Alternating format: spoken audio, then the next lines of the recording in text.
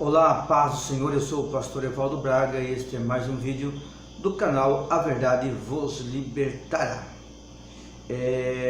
Hoje nós vamos estar falando a respeito do Deus desconhecido. Atos dos Apóstolos, capítulo 17, Paulo, ele fala sobre o Deus desconhecido de Atenas. Você já parou para pensar, ou já questionou, quem era esse Deus em que Paulo mencionou? Será que esse Deus é o mesmo Deus que nós servimos? Será que esse Deus Paulo só usou de oportunismo? Quem era esse Deus? Ok? Mas antes vai deixando o seu like aí, deixem o seu like para ajudar o nosso canal a crescer. Depois você assiste o vídeo até o final. Se você não gostar, você vai lá e tira o seu like, ok? E você que ainda não é inscrito, que está aqui no nosso canal pela primeira vez, se inscreva no nosso canal. Sempre estaremos aí com vídeos novos, na medida do possível, e que você possa ser edificado através aqui do nosso canal. Compartilhe com seus amigos, com seus irmãos. Vamos fazer esse canal crescer cada vez mais para ser bênção na vida das pessoas, ok? Pode rodar a vinheta.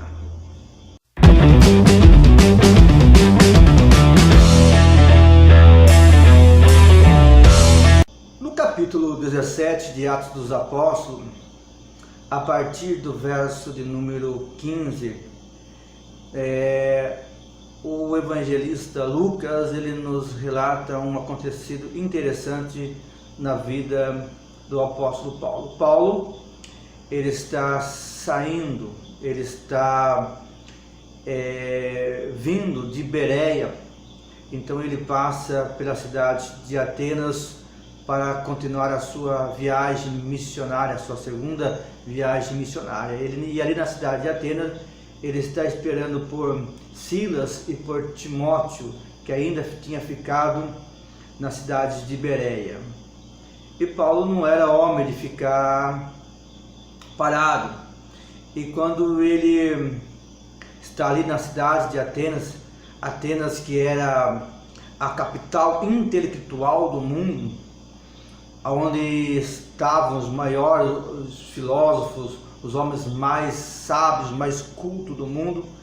Então Paulo, ele vai fazer um tour, ele vai andar pela cidade de Atenas. E Paulo, então, ele fica chateado pelo que ele vê na cidade de Atenas. Como que uma cidade de pessoas tão cultas, pessoas tão inteligentes, estava aprofundada na prática da idolatria. E Paulo vê que os atenienses adoram muitos deuses. Paulo fica aborrecido, fica chateado, fica agoniado com aquilo. E porque havia até mesmo dizer que na cidade de Atenas era mais fácil achar um deus do que um homem. Era cerca de 30 mil deuses. E quando Paulo está ali no meio do panteão grego, ele observa que tem um altar escrito ao Deus desconhecido. E Paulo então começa a pregar, a discutir o evangelho de Cristo na sinagoga. Não se contentando com isto, Paulo vai para as praças, vai para as ruas e começa a debater com os gregos acerca do evangelho de Cristo. O interessante é que os gregos então falam: quem é esse tagarela que está no nosso meio nos anunciando novos deuses? Nós já não temos aí 30 mil deuses, para que um novo Deus? Então Paulo é chamado para fazer um discurso no Areópago. O que era o Areópago? O Areópago, irmão, era um tribunal ao ar livre, mas nesse tribunal não era julgado criminosos, não era julgado crimes. Esse tribunal era um tribunal de ideias. Então, sempre que surgia uma nova ideia, um novo pensamento, uma nova religião, as pessoas tinham que se defender ali neste teatro ao ar livre, que era o Areópago, e as pessoas iam ouvi-la, iam julgar se aquela religião, se aquela nova ideia, aquele novo pensamento era digno de aceitação ou não. Então Paulo é chamado para discursar, ou melhor, para se defender no Areópago. Então Paulo começa a se defender aqui em Atos dos Apóstolos, capítulo 17, verso 22, que diz assim, ó: e estando no meio do Areópago, disse: varões atenienses, em tudo vos vejo um tanto supersticiosos, ou um tanto religiosos, porque passando eu e vendo os vossos santuários, achei também um altar em que estava escrito: ao Deus desconhecido. Este, pois, que vós honrais ou adorai, não o conhecendo, é o que eu vos anuncio. Então, eu sempre gostei, sempre achei interessante, né? Não só a ousadia de Paulo, mas o oportunismo que Paulo tinha em pregar o Evangelho. Então, ele chegou lá e tinha um altar ao Deus desconhecido, então ele usou dessa oportunidade, disse: varões atenienses, esse Deus que vocês adoram sem mesmo conhecer, é o mesmo em que eu vos anuncio, é exatamente o Deus em que eu estou aqui pregando. Eu sempre tive curiosidade em saber mais sobre esse Deus desconhecido. E eu, pesquisando na história da mitologia grega, né, e na história antiga, eu vi que houve realmente uma ocorrência sobre o Deus desconhecido. A história vai dizer que no ano 600 antes de Cristo, 600 AC, a cidade de Atenas, ela foi tomada por uma praga letal, uma peste em que invadiu a cidade. A história vai dizer que os corpos eram amontoados nas ruas. Tantas pessoas que morreram com esta praga que não tinham condições de enterrar os corpos. Aí me chama a atenção como que uma cidade com 30 mil deuses, né, ia acontecer uma praga como esta. Será que os deuses estavam surdos? Será que os deuses não estavam ouvindo? O interessante é que na mitologia grega, a crença é diferente das religiões atuais, ou na maioria das religiões atuais, né? Até mesmo no cristianismo, mais na linha neopentecostal, onde que se acredita que para você receber algo de Deus ou algo de uma entidade, você tem que oferecer um sacrifício, oferecer uma oferenda. Então você faz um sacrifício a um determinado Deus, a uma determinada entidade, e aquela entidade lhe abençoa, lhe faz um favor, lhe concede um pedido. Já na mitologia grega, não era bem assim que funcionava. Eles eram movidos pelo medo. Ou seja, o sacrifício que eles faziam aos deuses não era para os deuses lhe abençoar, era para aplacar a ira dos deuses. Para você entender melhor, suponhamos que você fosse um agricultor, tivesse uma lavoura e você quisesse que essa lavoura fosse bem sucedida, você quisesse ter uma boa colheita. Então você oferecia um sacrifício a um determinado Deus, não para aquele Deus abençoar a sua lavoura para você ter uma boa colheita. Você oferecia um sacrifício para aquele Deus para aplacar a ira daquele Deus, para ele não destruir a sua lavoura, porque se ele tivesse irado, ele ia destruir a sua lavoura e você não seria bem sucedido.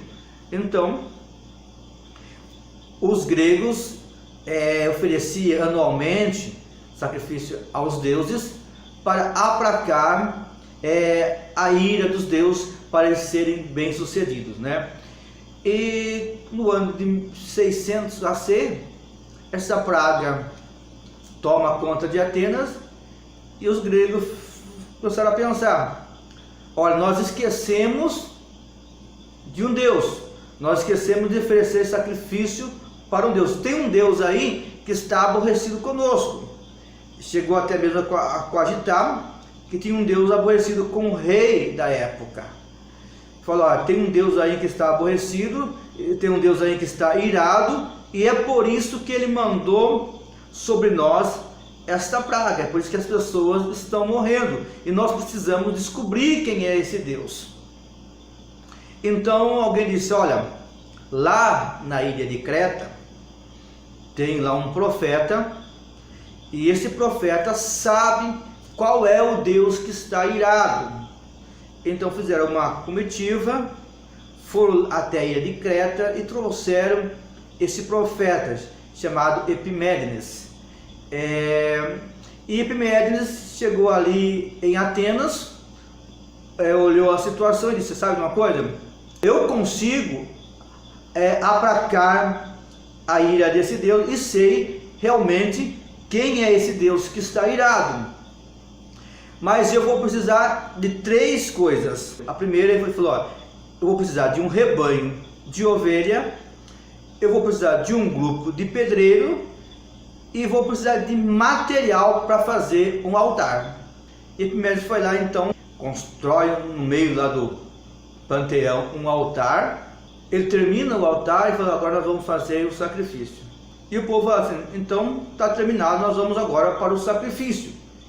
E Epimédenes disse: não, peraí, não é bem assim, não é de qualquer jeito, esse Deus é meio exigente, nós precisamos ver se esse Deus primeiro vai aceitar a oferta. Nós precisamos primeiro ver qual é a oferta que esse Deus vai aceitar. Nós vamos fazer o seguinte: nós vamos deixar as ovelhas em jejum, e pela manhã, na manhã do sacrifício, nós vamos soltar essas ovelhas nos pastos verdejantes. E as ovelhas que se recusar a comer do pasto e só se deitar, essas as ovelhas escolhidas por este Deus. E o povo então achou aquilo estranho. As ovelhas de jejum vai soltar no meio dos pastos verdejantes, as ovelhas vai chegar comendo e vai se alimentar, porque elas estão com fome. E quando chega pela manhã, solta-se as ovelhas num pasto verdejante, e o povo então assiste boquiaberto que alguma das ovelhas deita e se recusam a se alimentar do pasto. Então Epimédenes disse: olha, esta aqui é as ovelhas, é esse que o sacrifício que esse Deus escolheu. E quando Epimédenes então vai fazer o sacrifício, um dos anciãos diz: vem cá, Epimédenes, nos diz o nome desse Deus. Quem é esse Deus que está irado com Atenas? O interessante e engraçado é que Epimédenes diz assim: olha, eu não sei o nome dele, eu não conheço o nome dele. E o povo então acha estranho, fala: como? Ele é um monoteísta, ele acredita só em um Deus e não conhece o único Deus que ele tem. Nós temos 30.000 aqui em Atenas, conhecemos o nome de todos, ele só tem um Deus e não conhece o nome desse Deus. E Epimédenes diz: olha, sabe o que é? É que esse Deus ele não quer ser conhecido pelo seu nome, pela sua estátua, ele só quer ser conhecido pelos seus feitos. Ele está dizendo aqui comigo que ele vai receber o sacrifício de vocês, vai resolver o problema de vocês, levando em conta a ignorância de vocês, que vocês não conheciam ele, para vocês ficarem tranquilos. Então alguém fala assim, então vamos colocar uma placa em cima do altar dele. Então as pessoas colocam uma placa escrito Agnus Theos. O que vem a ser Agnus Theos? Agnus vem de gnosis, ou conhecimento, né?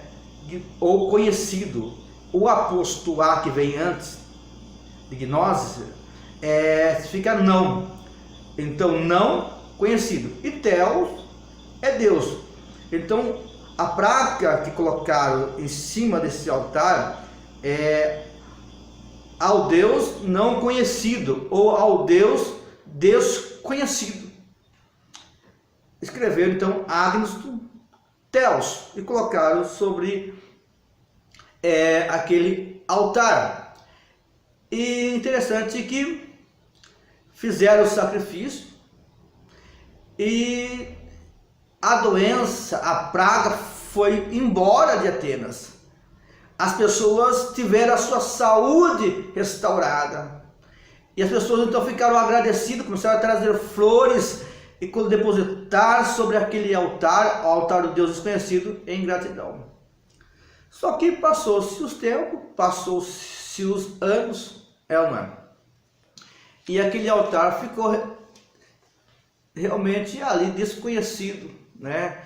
Todo mundo sabia a história, mas ele foi incorporado ao panteão. Era mais um deus na história da mitologia grega. E as pessoas não procuraram conhecer e saber realmente quem era o deus de Epimenides. Ficou esquecido na história, até então que surge Paulo dizendo: esse Deus que vocês não conhecem é o Deus em que eu vos anuncio. O interessante trazendo aqui para a parte aplicativa, a igreja nos dias de hoje tem vivido dias assim. Pessoas que dizem conhecer Deus, dizem saber quem é Deus, mas Deus continua desconhecido para ela. Sabe até a história de Cristo, sabe até a história de Deus, frequenta a igreja, frequenta os cultos, se exalta, se alegra com os milagres de Deus, se exalta com as revelações, se exalta com o que Deus faz, mas só que Deus continua sendo apenas mais um no altar do seu coração. Deus está colocado no mesmo patamar das diversões mundanas. Deus está colocado no mesmo patamar do pecado, dos bens materiais. Deus é apenas mais um. O quanto Deus deveria ser o centro, o único, aquele que está sentado sobre o trono do seu coração. E quantas vezes pregamos para a pessoa conhece da palavra, sabe quem é Jesus, sabe quem é Deus. A pessoa não discute com você, não diz: eu não conheço Deus, eu não sei quem é Deus, o que você está falando é mentira, não vai contra você, não. Ela vai dizer: eu sei quem é Deus. E quando você prega na igreja, as pessoas falam: nossa, que palavra linda, que palavra maravilhosa. Mas quando ela chega na sua casa, ela já esqueceu. Ou seja, as pessoas conhecem Deus, sabem que Deus existe, mas Deus continua desconhecido no altar do seu coração. A pessoa tem uma igreja, a pessoa tem uma denominação, a pessoa tem um endereço onde ela congrega, mas Deus continua sendo apenas mais um no seu coração. Ela exalta mais a si mesma, ela quer mais ser reconhecida ela quer ser reconhecida como cantora, como pregadora, como levita, como o pastorzão tal, o fulano, o apóstolo, esse ou aquele.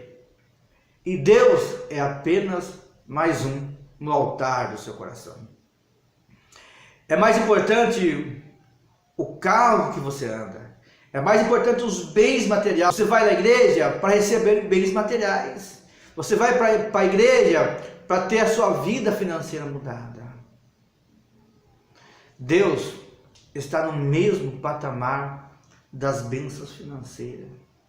Não, eu creio em Deus, eu sei que Deus existe, eu confio em Deus, mas também continuo pecando, mas também continuo na vaidade, mas ainda não abandonei o orgulho do meu coração.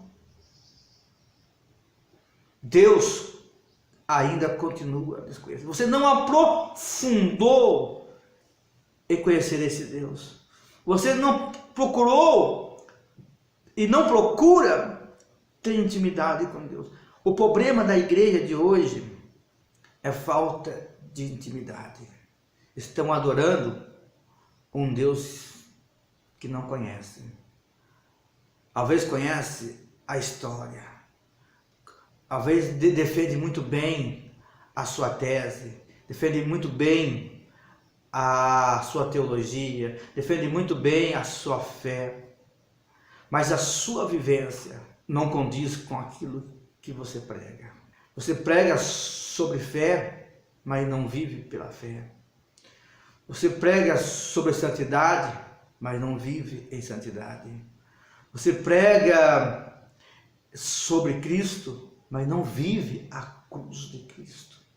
Ou seja, Cristo está no mesmo patamar que a sua sabedoria, que o seu conhecimento, que o seu cargo eclesiástico, a sua denominação, a placa da sua igreja, está no mesmo nível, está na mesma situação que Cristo. A igreja só irá crescer, e quando falo crescer, não estou falando crescer em número, quando reconhecer que Cristo é soberano sobre as suas vontades. Cristo é soberano sobre a igreja, e que a igreja é de Cristo, que a igreja não é do CNPJ, que a igreja não é da instituição, a igreja é de Cristo. É só assim que a igreja continuará crescendo. Quando eu falo igreja, não estou falando só templo, estou falando você membro, estou falando você que se diz cristão, mas está vivendo um cristianismo sem Cristo. Então, a partir de hoje, eu deixo aqui essa mensagem. Procure conhecer quem é Cristo, procure viver quem é Cristo. Aquela cidade era a cidade, a capital da filosofia, é a capital da cultura. As pessoas eram as pessoas mais cultas, mais religiosas da época, mas vivia o lado obscuro da idolatria, vivia o lado obscuro do paganismo. Não adianta você ser religioso, não adianta você ter uma carteirinha de membro, não adianta você ter um cargo eclesiástico na igreja. O que é importante é você ter Cristo na sua vida. Cristo morar aqui, ó. Cristo está sentado aqui, ó, no centro da sua vida, no centro da sua razão. No teu coração não pode ter altar de mais ninguém. Quem tem que estar sentado no altar do teu coração tem que ser Cristo. Tem que parar de viver esse evangelho antropocêntrico e começar a viver o evangelho cristocêntrico. Deixe Cristo viver na tua vida. Amém? Querido, essa é a palavra que eu tenho. Deus te abençoe. Porque este é o meu, é o seu, é o nosso canal. A verdade vos libertará.